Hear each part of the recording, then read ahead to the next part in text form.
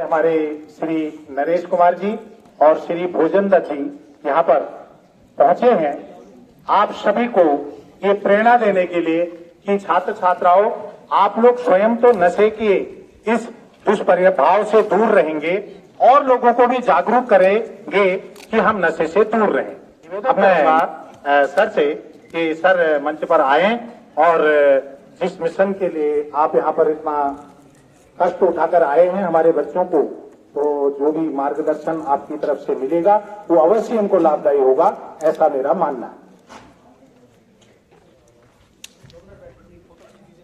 धन्यवाद मास्टर। सर्वप्रथम मैं प्रधानाचार्य महोदय का आभार व्यक्त करता हूं कि इतने कम समय में यहाँ पहुंचने पर उन्होंने हमें अपना अमूल्य समय दिया और यहाँ के सम्मानित शिक्षक वर्ग और मेरे प्यारे बच्चों, मैं थाना खंचू से आया हूँ।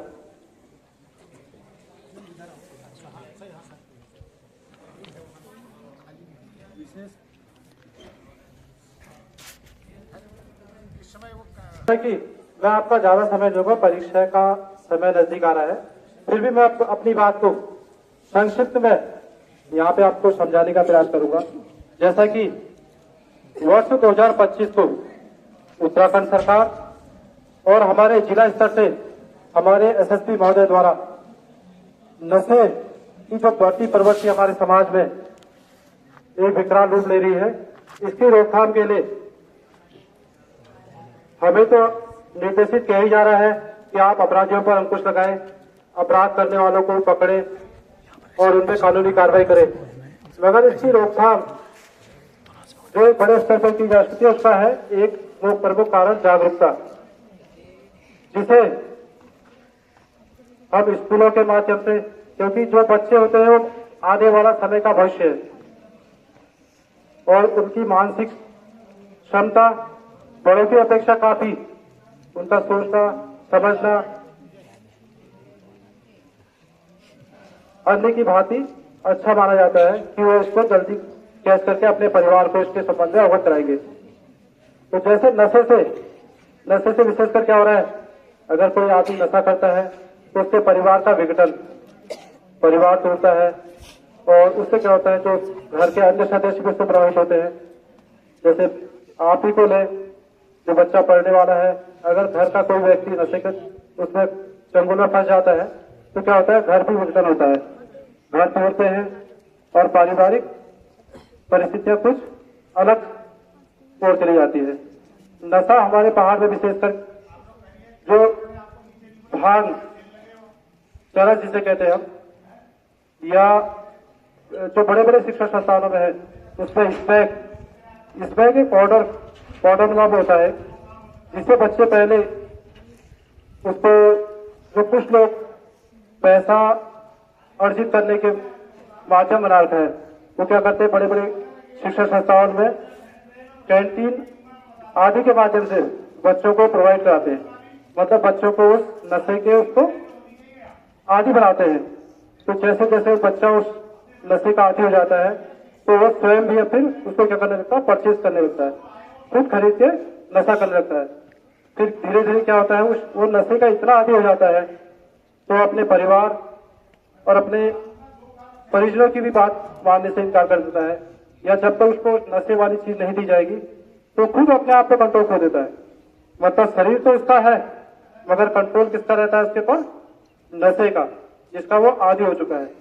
तो सरकार का एक विजन है कि वर्ष 2025 को हम नशा मुक्त बनाएंगे। तो तभी संभव है जब हम और आप, विशेषकर जो हमारे नौजवान बच्चे हैं,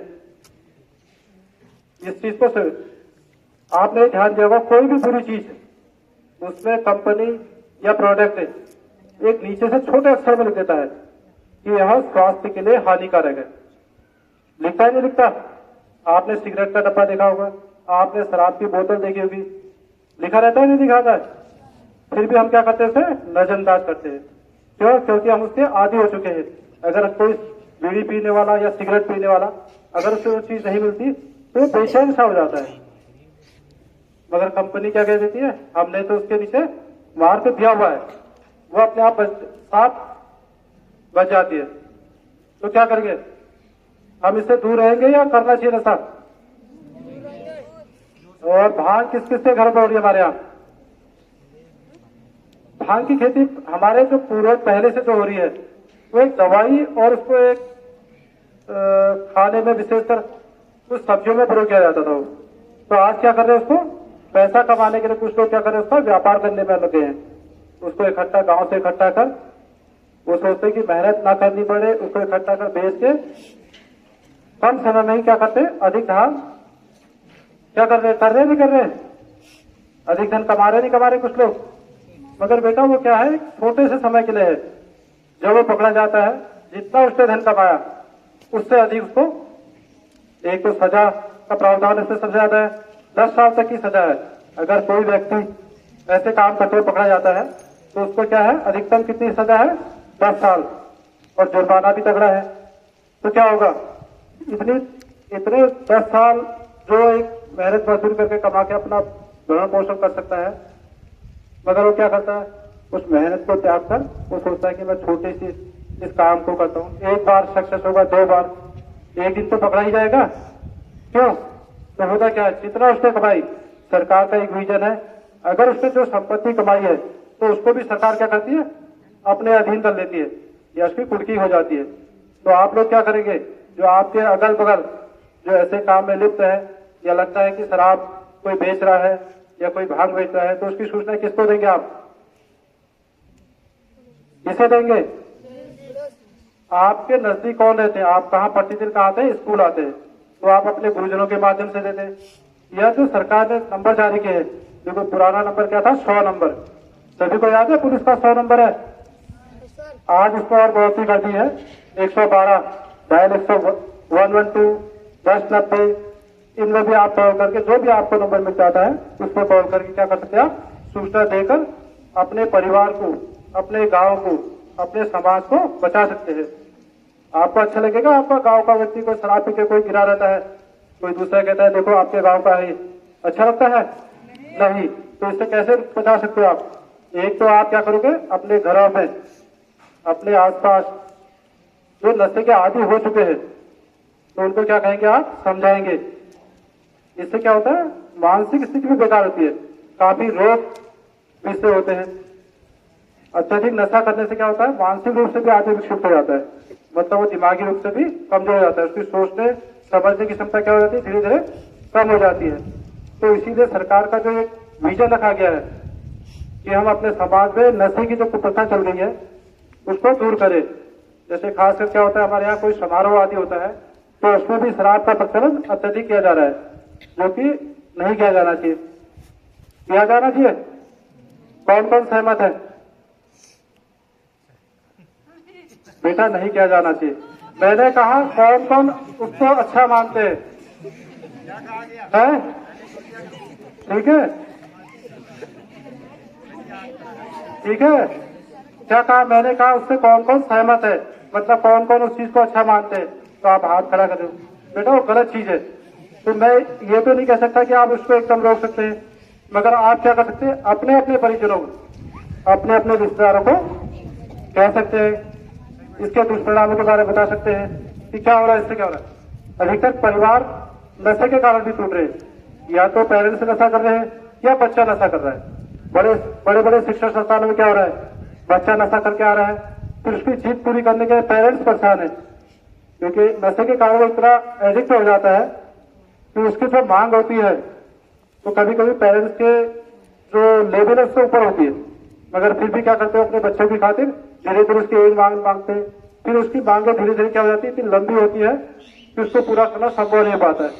तब पेरेंट्स और बच्चे में फिर टकराव की स्थिति आ जाती है, तो जिससे क्या होता है, घरों का विघटन होता है। या कोई पेरेंट्स आपका शराब पी के घर आ रहा है तो शाम को क्या होगा, सामान लाने के बजाय खुद ही शराब पिया है तो क्या सामान लाएंगे, बताओ? किसके पेरेंट्स ऐसा करते हैं? चलो नहीं करते तो अच्छी बात है, तो अन्यथा क्या करेंगे आप? अब जिसके पेरेंट्स नहीं करते, या आसपास जो आपके परिजन हो या गांव के आसपास के लोग हो, अगर वो आपको आपको लगता है कि ऐसा कोई कर रहा है तो आप उससे क्या कहेंगे, इसको मना करेंगे क्या कहेंगे, उससे क्या है दुष्परिणाम है, उसके बारे में बताओगे कि क्या क्या स्थिति हो सकती है, घर टूट सकता है आदि। और दूसरा, हमारे यहाँ आजकल यातायात के संबंध में बहुत सारी दुर्घटनाएं हो रही है। भारत में सबसे अधिक जो दुर्घटनाएं हो रही है वो हमारी जो यातायात या वाहन ये सड़कों पर हो रही है। वो किस कारण हो रही है?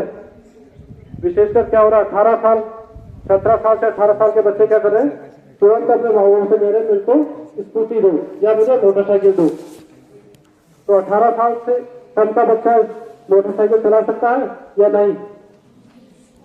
नहीं चला सकता बेटा। बिना डीएल के आप मोटरसाइकिल चलाने के इंटाइटल नहीं है। तो आप क्या करेंगे, तो पहले डीएल बनाएंगे, 18 साल होने दो, फिर अपने पेरेंट्स को मुझे सिखाओ।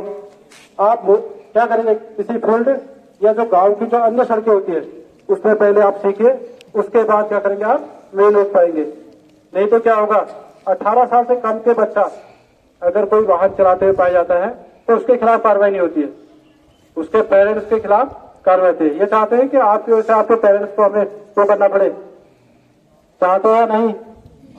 तो क्या करेंगे, 18 साल से पहले व्हीकल नहीं चलाएंगे। और व्हीकल चलाते समय क्या काहे का प्रयोग करना चाहिए, हेलमेट का प्रयोग। क्योंकि हमारे यहाँ की सड़कें क्या है, काफी संकरी है और दूसरी तरफ चट्टान से नीचे खाई होती है। अगर कोई किसी कारण से हमारी अगर मोटरसाइकिल स्लिप होती है तो इंजरी कहाँ, हमारे अगर सर पे लग गई तो सर का पार्ट नाजुक होता है कि उससे हमारी क्या हो सकती है, उस दुर्घटना से हमारी जान भी जा सकती है। तो हमेशा हेलमेट का प्रयोग करेंगे और अपने लेफ्ट चलेंगे राइट चलेंगे। हमें क्या चलना चाहिए, अपने लेफ्ट या राइट? बताओ, आप तो बड़े बच्चे हो, अपने लेफ्ट चलना चाहिए हमेशा, अपनी बाई तरफ। कहाँ चलना चाहिए, बाई तरफ। और एक हम ये पहाड़ में एक विषम परिस्थिति है कि हमारे यहाँ जो लैपटॉप कंप्यूटर आदि जो संसाधन है उसके माध्यम से जो क्राइम हो रहा है उसे कहते हैं हम साइबर क्राइम। वो प्रत्यक्ष नहीं होता, वो अप्रत्यक्ष होता है भारत में। जिसकी रोकथाम के लिए आजकल सरकार ने क्या रखा, कॉलर ट्यून में भी, जैसे कोरोना काल में कॉलर ट्यून में लगा दिया था, वैसे आजकल सरकार ने क्या कर रखा है, कॉलर ट्यून में भी उसको लगा दिया है। कोई भी अनजान कॉल या कोई भी आपसे कहता है कि मैं आपका आधार कार्ड अपडेट करना है या आपका बैंक अकाउंट में आपका पैन कार्ड, आधार कार्ड या कोई भी इंफॉर्मेशन वो कहता है कि हमें इसको अपडेट करना है, आप ओटीपी दें, तो आप क्या करेंगे, ओटीपी शेयर करेंगे? नहीं करेंगे। क्योंकि बैंक भी कभी नहीं कहता कि हम अपने ग्राहकों को कॉल करते हैं। अगर हमें आवश्यकता होती है तो हम खुद बैंक जाते हैं, न कि बैंक हमें कॉल करता है। ये बैंक द्वारा भी बहुत या सरकार द्वारा भी या अन्य माध्यमों से भी, समाचार पत्रों के माध्यम से, सोशल मीडिया के माध्यम से जागरूक करते आ रहे हैं। क्योंकि साइबर जो क्राइम आजकल चल रहा है उसका एकमात्र कारण है जागरूकता। अगर हम जागरूक होंगे तो ही बच पाएंगे, अन्यथा क्या होगा, एक अज्ञान व्यक्ति कहता है आपका पेरेंट्स कि मैं आपके पिताजी का दोस्त बोल रहा हूँ या अमुक बोल रहा हूँ कि आप तुरंत, मैं इस टाइम अस्पताल में हूँ, अपने पिताजी से कहो कि उसने 10,000 रुपये मेरे अकाउंट में डाल दे। तो क्या आदमी आजकल क्या कर रहा है, बहुत ही बाकी समय है, किसी के पास इतना समय नहीं है कि वो उसकी जांच कर ले, वो तुरंत क्या करता है, उस नंबर पे उस अमाउंट को डाल देता है। वो ये नहीं करता कि मैं इसको क्रॉस चेक कर लूं कि ये सही है कॉल या गलत है, वो तुरंत डाल देता है। तो क्या हो, वो साइबर ठगी का शिकार होता है। या दूसरा क्या हो रहा है, कोई आदमी आपको मैसेज करता है कि आपके अकाउंट में मैंने 20,000 रुपये डाल दिए हैं, ये गलती से आ चुके हैं। आपके उसमें मैसेज भी आएगा, मोबाइल भी आएगा, उसको भी करेगा, आपको लगेगा हाँ यार 20,000 रुपये आ गए हैं। तो जस्ट वो दोबारा कॉल करता है कि मेरे गलती से आपके अकाउंट में 20,000 रुपये आ गए हैं, आप 2,000 रुपये कम डाल दो, 18 डाल दो, मगर तुरंत डाल दो, मुझे जरूरत इमीडिएटली कोई काम है। तो अधिकतर हमारा बाहर का आदमी सिंपली होता है, तो क्या करता है, उन्होंने कहा 2,000 तो मिले हैं, वो 18,000 उसको वापस करता है। मगर जब वो 18,000 उसको वापस करता है तो तुरंत बैंक से मैसेज आ जाता है, जो आपका अकाउंट है उसमें से 18,000 रुपये माइनस हो जाते हैं। तब वो जागता है और वो जो पहले जो मैसेज आता है 20,000 का, वो वहां से हट जाता है। तो इस प्रकार की बहुत ही साइबर ठगी ये हजारों से हमारे थाना स्तर पे भी लाखों तक आ चुकी है।